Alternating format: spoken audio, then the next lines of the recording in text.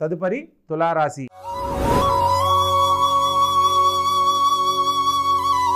ఈ యొక్క తులారాశి జాతకులు ద్వితీయ స్థానంలో చంద్రగ్రహ సంచారం చేత ఈ యొక్క వారము చేపట్టిన ప్రతి పనిలో కూడా ఆలోచించి నిదానంగా తీసుకునే నిర్ణయాలలో తప్పక శుభ ఫలితాలు పొందుతారు.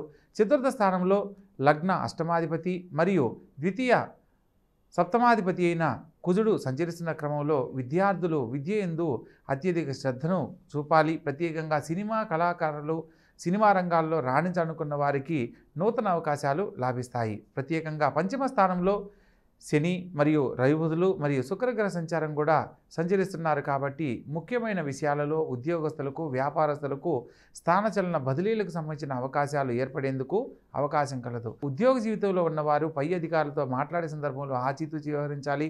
ప్రత్యేకంగా సంతాన భాగ్యంలో పిల్లల ద్వారా కొంత తల్లిదండ్రులకు పేరు ప్రతిష్టలు పొందడానికి ఇది అనుకూలమైన కాలంగా చెప్పడం జరుగుతుంది.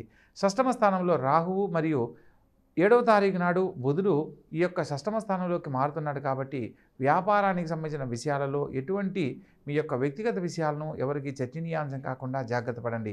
సప్తమ స్థానంలో గురుగ్రహ సంచారం జరుగుతున్న క్రమంలో కళ్యాణ భాగ్యం కోసం ప్రయత్నం చేస్తున్న వారికి కళ్యాణానికి సంబంధించిన శుభవార్తలు వింటారు.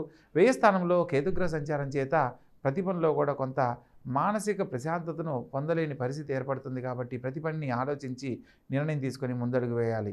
మొత్తం మీద ఈ రాశి వారికి వ్యయ స్థానంలో సంచరిస్తున్న కేతుగ్రహ సంచార ఫలితంగా ముఖ్యమైన విషయాలలో ఇబ్బందులు పడకుండా ఉండడానికి ప్రతిరోజు ఓం కేతవే నమః అనే మంత్రాన్ని లేదా ఫలాస పుష్ప సంకాశం తారకాగ్రహమస్తకం రౌద్రం రౌద్రాత్మకం ఘోరం తం కేతుం ప్రణమామి అనే మంత్రాన్ని పఠించి ప్రతిరోజు గణపతిని దర్శించాలి.